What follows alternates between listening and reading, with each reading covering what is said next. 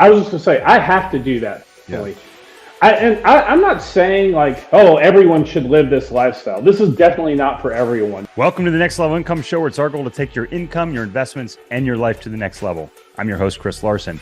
If you haven't yet, get a copy of our book for free at our website, nextlevelincome.com. That's www.nextlevelincome.com.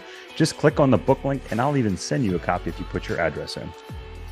On today's show, we have my friend Bobby Casey. He's an international tax strategist, a lifelong entrepreneur, and managing partner of Global Wealth Protection. He's also the founder of Business Anywhere, helping entrepreneurs legally reduce taxes, protect assets, and run borderless businesses from anywhere in the world.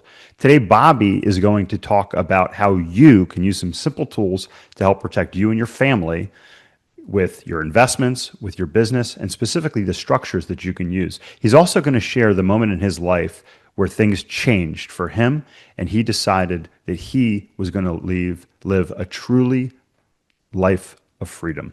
Bobby Casey, welcome to the show. Hey, Chris, thanks for having me today. Yeah. Good to catch up. We haven't seen each other in a while. I know. It's great to catch up, and you're part of the year. You're practically my neighbor here in North Carolina, but today you're coming to us from Mexico, and I think that's pertinent because you've created really a lifestyle of freedom, Bobby.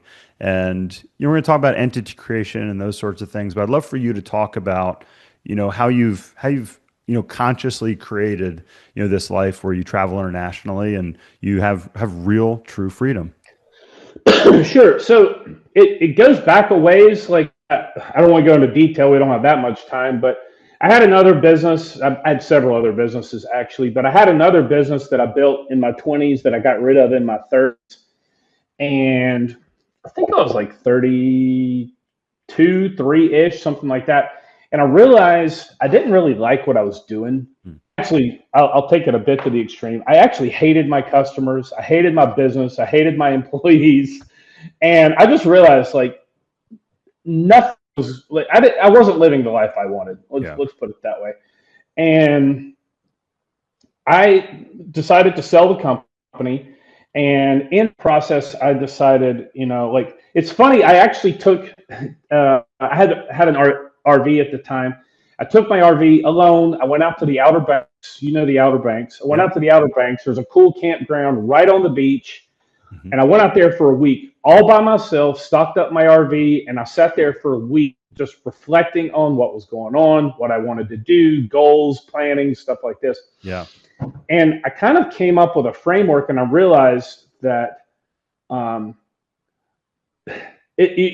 a dartboard, you got like the bullseye in the middle, and then you got the rings around the dartboard, right? Like that, right?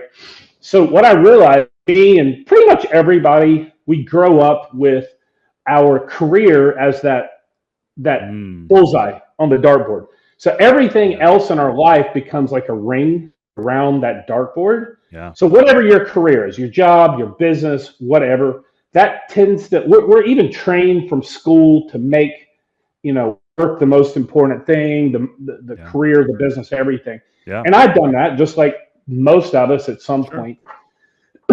And I realized I didn't like that. So what I did is I sat there while I was at Outer Banks, and I kind of designed what I wanted my life to look like. And I decided lifestyle, how I lived was really important. And I wanted to live a really good, high quality of life, doing exactly what I wanted, where I wanted, when I wanted. And in order to do that, what do you need? Money, right? So I decided to build a business that became a ring around my bullseye instead of the other round. So like if your career is the ring, everything else has to fit that ring, right? Like where you live, everything, where you live, where you go to lunch every day, where you go on vacation, what your hobbies are. Like if you're from North Carolina, it could be golf is a big hobby. But if you're from, I don't know, like the Colorado Rockies, you probably don't play a lot of golf, right? So like it really depends everything. And I decided one of the things that was really important to me is I wanted to travel. I wanted to see the world. I really loved working with entrepreneurs. Those are the people I really enjoyed spending my time with. And so I had to have a business that worked with entrepreneurs, first of all. Second, I had to have a business where I could run it from anywhere in the world. I could do my job from anywhere in the world. I actually took that a step further and built it so that actually all my employees can work remotely as well. Love it. Because Yeah. I thought, like, from a quality of life perspective, if I'm going to have a nice quality, I think my team should also have the ability to work from home. Now, they don't all like travel the world like I do. They just Yeah. don't choose that. But, I've got like some moms that work for me that want to take a 2-hour lunch with their kids one day, and I want them to have the easy freedom to do that. Absolutely. I love So that. that's kind of how it happened. I just actively chose it. I love that. And you said some really important things, Bobby. I think, specifically in the United States, we define ourselves by, what we do. It's like, oh, what do you do? And that's the question. That's like the first question people ask, like, what do you do? They want to, that's our core identity. Yeah. We're taught that from a very young age. And, it's even being in the DC area for several years, a lot of people are like, well, I can't move from here because I work for the government. I work for a government contractor. And they wall off even the thought of being able to do anything different than that versus looking at that. And that's one of the first things that I've always taught my coaching clients is create your 3-year vision and then work backwards from that. And I think it's really important what you did. I've had some of my most important shifts in my thinking, shifts in my life when I've been out in the wilderness, camping in the middle of Utah, like we were talking about your hike with your kids in Utah, where you're away from technology, being in the Grand Canyon for a couple weeks, where you're forced to think not just for a little bit, but really, really think outside of the bubble of technology and the day-to-day distractions that we have. So I think if you're listening to this, I know we're going to talk about kind of the structure of how you've done these things, Bobby. But if you're listening, I would really encourage you to do what Bobby did: is take even a day on the weekend, get out, go for a hike, get out of your house, get out of your office, go somewhere where you can free your mind up and say, hey, what am I missing in life? Go ahead. I was just gonna say I have to do that. Yeah. Really. I'm not saying like, oh, everyone should live this lifestyle. This is definitely not for everyone. One of my best friends from North Carolina, he's 53 years old, never had a passport, and the biggest travel for him is driving 3 hours to the beach in his camper with his dogs. And he lives an amazing lifestyle. And that's fantastic. What I do is not for everyone, so it's not like, oh, you got to do this. And to be fair, also, I don't think I could build, for example, I don't think I could build $1 billion company living the way I do. I don't think Steve Jobs or, Elon Musk or Jeff Bezos, I don't think they could build what they built living the lifestyle I live. I just don't think they're so career focused. And I think there is a time and a place for that for the right people. It's just, I didn't want to live like that. Yeah. And that's a great point. Your life, Bobby, my life, people might not want to go mountain bike for a week through the Colorado Rockies. That might not be their idea of a good time. And that's fine. I don't want to go sit on the beach for a week and do nothing. It's okay. But I think the point is, if you say, hey, what am I taking a step back from what you're doing and saying, hey, am I really living the life that I'm meant to live? And for me, at that point, I was racing bicycles. I don't know if you knew this, Bobby, but I was racing bicycles in college, and my best friend died. And I went back to school, and I continued to race for the next year. But I'm thinking, like, what am I doing here? Is this really the best I could do with my life? And the realization I came to was riding my bike around in a circle, on some roads or a track or whatever it was that happened to be that weekend or that day that I was racing. It was kind of a very menial way of living. And, again, it's, if you're going to be, I think this is a really good point. So if you're young and you're listening, you might say, hey, I want to be really focused on my career right now. I want to build, an income, a career, a business that I can generate money for investments or opportunities. And maybe that means you live in Austin, or maybe that means you live in Silicon Valley if you're building a technology company.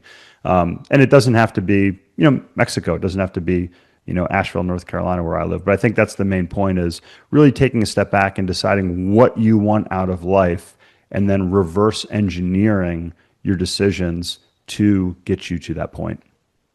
Yeah, you reminded me of something. I didn't bring this up because sake of brevity, but I raced motorcycles for about 20 years. And in 2007, I still ride a lot, race anymore.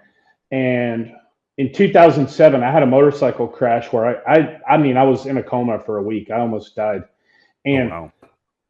the RV trip on the beach came after, like a couple of months after that motorcycle trip or motorcycle crash. Yeah. Because just like you said, when your buddy died, you started thinking like, what's this all about? Yeah. And I had the same thoughts when I kind of woke up and started thinking about, man, I almost died. Would I feel like I lived an amazing life if I would have died in that wreck, or would I have just been working all the time, going to the office and that sort of thing? And it was a big defining moment for me to like refocus my priorities. And I do think you can build a good business travel. I do think you can make a lot of money traveling. I definitely think it's possible. I've got a lot of clients doing it in my consulting side. I got a lot of clients living kind of nomadic life that make seven figures. Yeah. I just don't think you're going to build $1 billion company doing it, because if to build $1 billion company, you are living, eating, breathing, sleeping, work. You're sleeping 5 hours a day and working 19 hours a day to build $1 billion company. Absolutely. I don't think that's conducive to, hopping around from country to country every couple of months. Yeah. And I think that's one of the challenges in today's world. The school system, it builds you for a career, it does all these things. It doesn't really teach you how to think. And, we have different phases of our life. If you want to be a professional athlete, you have to give up. Like, I wasn't going out and partying and drinking on the weekends with my friends because I was training, I was sleeping, I was doing that. And that was the right decision for me at the time. If you're building a business, that's what you're focused on at the time. If you want to have, right now, my primary focus is my family. My boys are teenagers. They're they're soon to both be in high school here, and it's a window. So, I think it's okay to acknowledge that we go through chapters of life, but if you can engineer and you can build your business and your career where you have the freedom throughout those chapters so you can pivot, it can be extremely powerful. And I think that's one of the challenges is if we get on those, those railroad tracks, so to speak, in some ways we get stuck on those and we say, oh, well, this is just the path I'm on. But in today's world, especially with the technology, the ability, like you said, hey, here, we're in two different countries, thousands of miles away, and we're having this conversation, which was only possible in person, like a decade ago, which is pretty. Started 20 years ago. Yeah, 20. You're right. Yeah, that's a better. Yeah, right. Skype was invented. Yeah, Skype was invented in 2004, and in my opinion, Skype was we had the internet, all that stuff, right? But Skype was a pivotal technological advancement that changed the course of work. In my opinion, Skype was probably the initial catalyst for the digital nomad movement, because it made it possible to communicate with clients and friends without coming home with $3,000 cell phone bills. Yeah. No, thank you for that correction. I do remember I was on a bike tour, and my son was 2 years old, and I got to communicate with him. And that was about 15 years ago, but 20 years ago, things really shifted. So Bobby, let's talk about like what is your business? Like, who do you work with? What do you do? And then let's get into some tools that our listeners can use today to help free them up. Sure. So I'm an international tax lawyer. I've been doing tax strategy for clients for 20-ish years. I actually started it while I was running my other company, started doing this. It was a weird situation. Basically, I hired somebody like me to help me. He became my mentor. We started working with some of my friends together as clients. And then when I sold my business, I kind of enjoyed that process because I was working with clients. I loved the problem solving, the puzzle solving aspect of it. And basically that's kind of how it evolved. And I started like doing tax strategy with predominantly location independent entrepreneurs, where we help them basically properly structure the companies, set up residency and tax residency in a tax optimized way, and deal with tax planning and how to deal with the structure. Because like a typical client of mine could be an American who's living in Thailand with a software company. And so you've got multiple jurisdictions at play there, and it gets complicated and confusing on, hey, where should I register my company? I mean, I'm an American, but I don't live in the U.S. I live part of the year in Thailand. Maybe I live part of the year in Argentina. Yeah. I've got a software company. Where should I register it? Once I do that, how do I pay tax? Where do I pay tax? Do I even pay tax? Like, there's a lot of different things to factor. And unless there's not a lot of people that do what I do in the small to medium-sized business scale. Like, you know, you got like Deloitte that does this for large companies. Sure. Yeah. But like people like you and I, we can't afford Deloitte. We can't go hire Deloitte to do this for us. It's out of the realm. And it's really existed for about like I mentioned, the past 20 years. So there's not a lot of people that are doing it, because you got accountants that maybe in Des Moines, Iowa, and all their clients are in Des Moines, and they got 1,000 clients, and they got one guy that walks in the door and says, hey, I want to, you know, move to Mexico.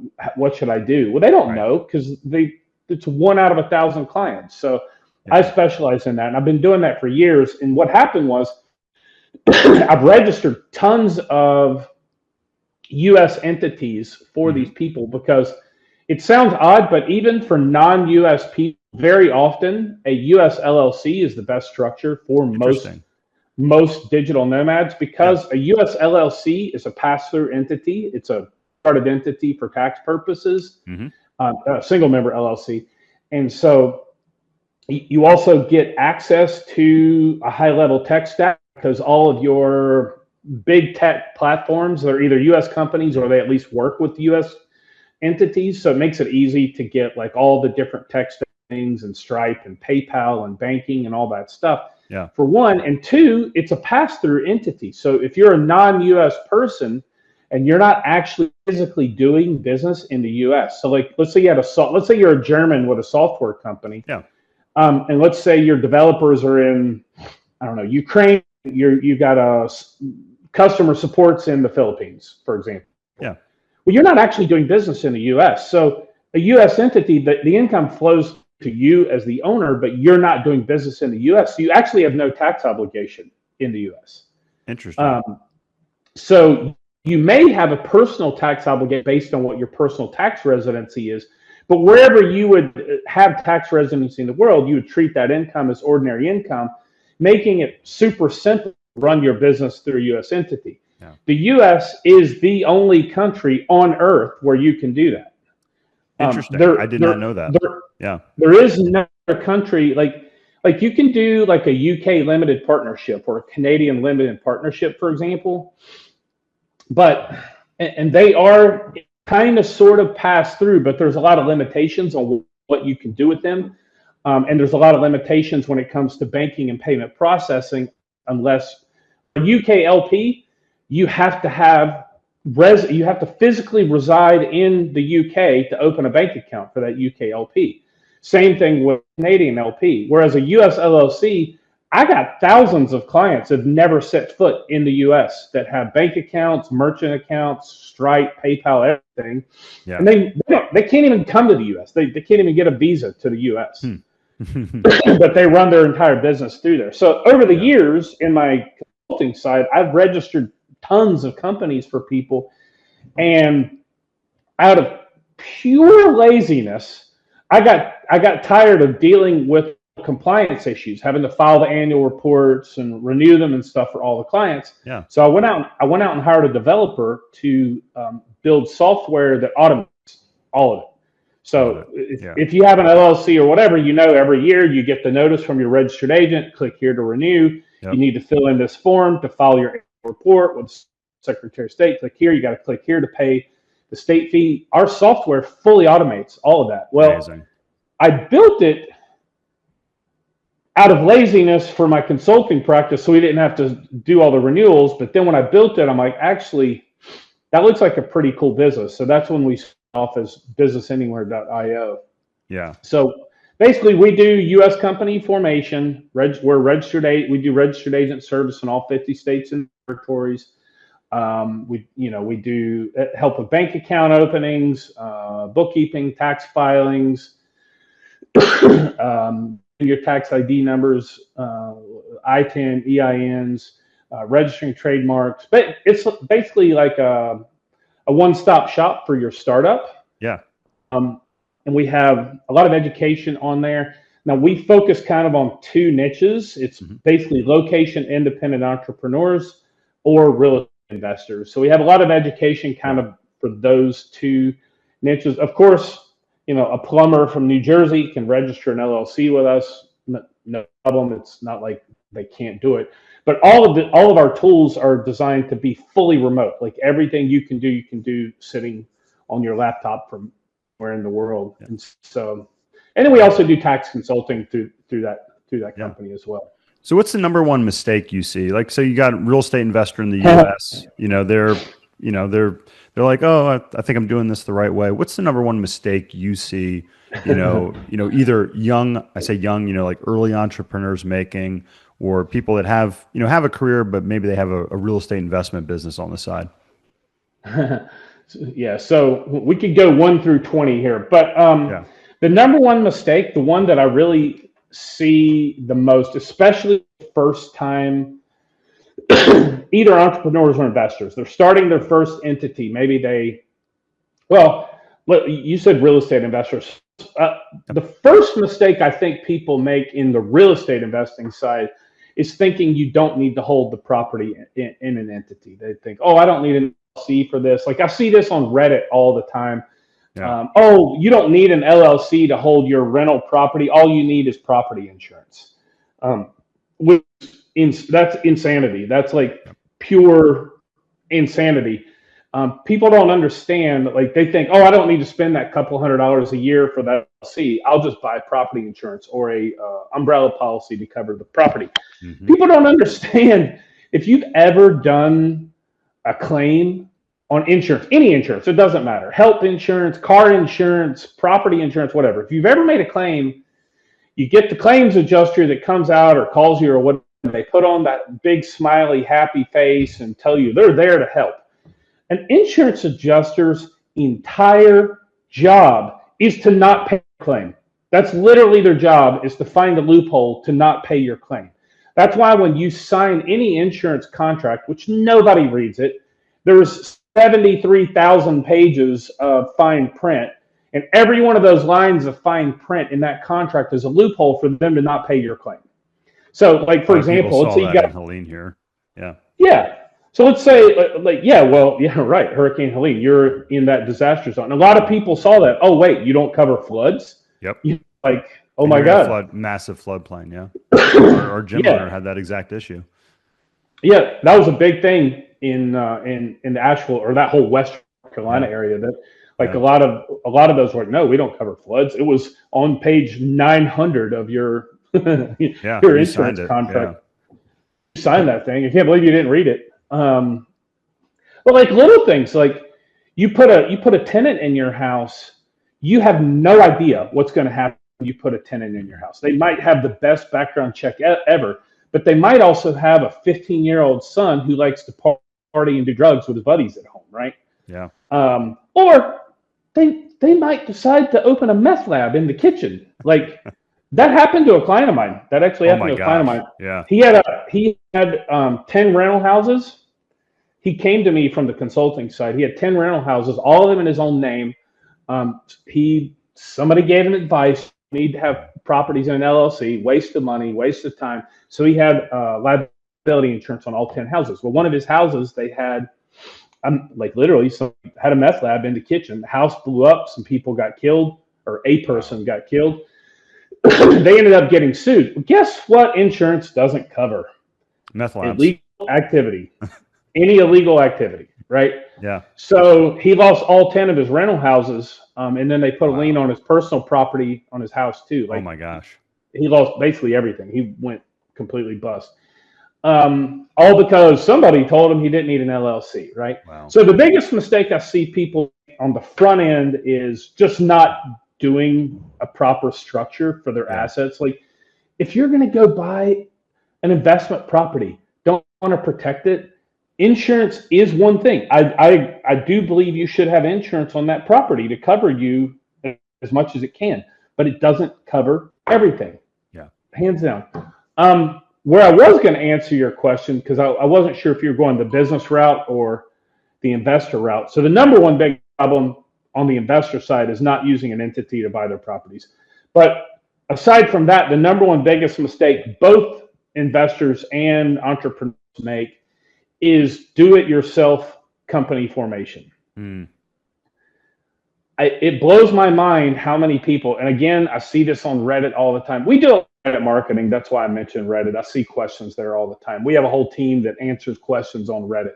Yeah. So I see those sometimes and I'm like, oh my God. But a lot of people are like, you don't need to hire somebody to help you register your entity. Okay, true. It's not necessary. You can go on whatever, the North Secretary of State website and register yourself. That's 100% true. But what you're going to find out when you go through the process of registering, they ask for your registered agent. Now, and they also ask for an organizer. So when you fill in these forms, when you register, and this is the same basically for every state, you have a registered agent in every state. A registered agent is a legal address for your company in that state. And what a registered agent does, they're the legal contact for any legal documents, like if you get sued, so SOP or Service of Process Mail, notices from the Department of Revenue, the IRS, the Secretary of State. So by law, you have to have a registered agent who is available Monday through Friday, 8 to 5 during normal business hours to physically receive signature mail. Okay, that is the definition of what a registered agent does. So when you fill in the forms, it asks for your registered agent, and you can choose to be your own registered agent or you hire a registered agent.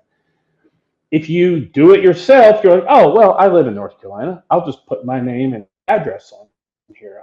I'll do that because then I don't have to pay this $200 a year for this registered agent. Well, the problem with that is now your name and your home address just became a matter of permanent public record, like forever and ever.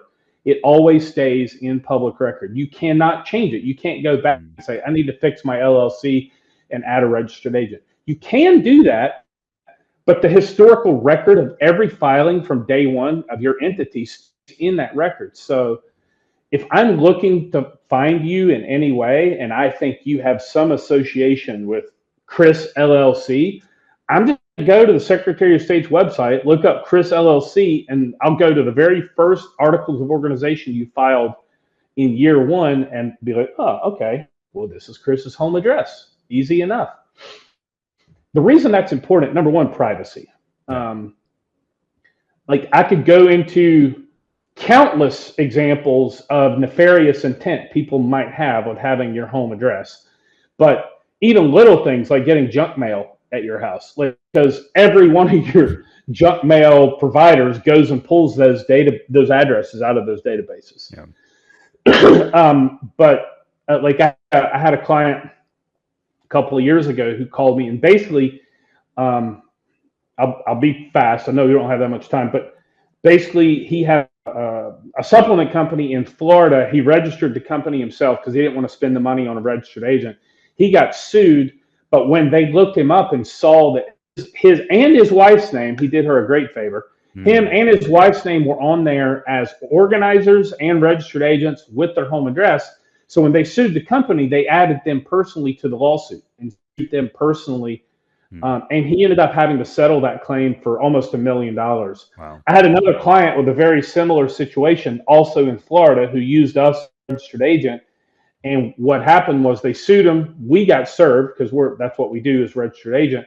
He came to me for consulting, for advice, and what he said I do. And I said, look, if I were you, this is like a frivolous, like class action lawsuit, kind of a bullshit lawsuit. Yeah. I said, if I were you, I'd sit on it and wait 3 to 6 months to see if they continue to pursue, because class action lawyers don't get paid until they win. And so very often, if you don't respond, they give up. They don't see the gold at the end of the rainbow. So he waited it out for a few months and it went away.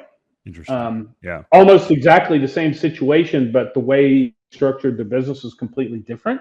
Yeah. So purely from a privacy standpoint, using yourself as a registered agent it's a horrible idea. I mean, you're literally talking like $100 to $200 a year to have a registered agent. If you're seriously in your business, like if the thing is a serious business for you, like it's actually providing for your lifestyle and your family and your future, like you can't be spending $200 a year is not a good idea to protect your future. Like to me, that's just crazy talk, but maybe I'm biased because I'm a registered agent. But actually, this is one of the reasons I started doing this is like, one of the reasons I started the company is for like the asset protection benefits of using proper. So good. Yeah, that's pure gold, Bobby. And for our listeners that want to get in touch with you and your company, and you've got some great educational resources. I know you mentioned it earlier, but what's the best way for them to get more access to this information and learn how to take advantage of these tools? Sure. Yeah, our website, it's businessanywhere.io. We have I don't even know at this point. We probably have 2,000 blog posts on there on countless topics. I mean, we publish at least 2 blog posts a day. We have a YouTube channel. If you want to go dig in, there's, I don't even know how many YouTube videos, a couple hundred YouTube videos at this point. So yeah, countless free information out there. Like if you go to our blog, we have a search bar at the top, just search keywords. It's way too much to scroll. We have like 2,000 blog posts. No, it's fantastic. And we'll have all this in the show notes. Bobby, it's always great to catch up with you. Thanks for sharing some great advice with our audience today. Thanks for having me, Chris. Take care. Cheers. My pleasure. Thank you. Hey, Chris here again. I hope you found this episode valuable. Now, I have one more thing to gift you. We have a page for my coaching clients where you can get a free copy of my book, as well as much more from previous guests on the show. Just check out nextlevelincome.com/coaching to get a free copy of my book, audiobook, and much more. I'll send you a copy of my book and cover all the shipping costs as a thank you for listening to the podcast. Also, please like, share, and take just 90 seconds to give us a rating on Apple Podcasts.